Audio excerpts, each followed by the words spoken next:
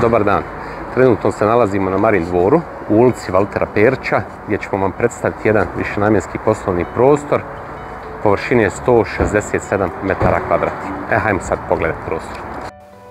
Evo nas u prostoru.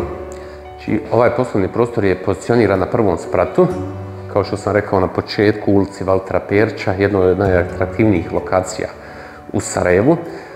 Prostor se sastoji od 6 prostorija plus 2 toaleta. Sad možemo malo snimiti.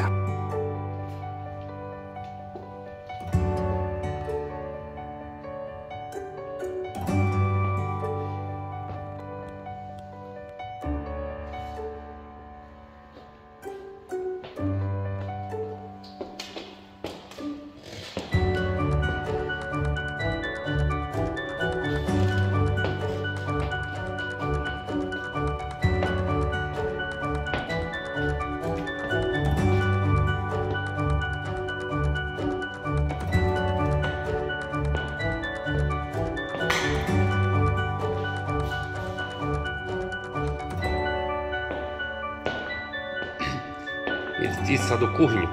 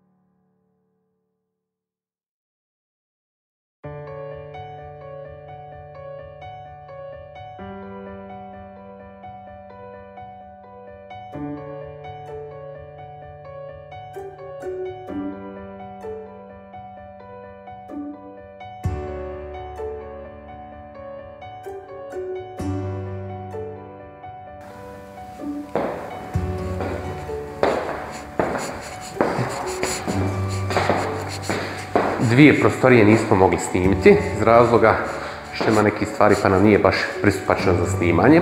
Tražena cijena za ovaj poslovni prostor iznosi 2800 konvertibilnih maraka.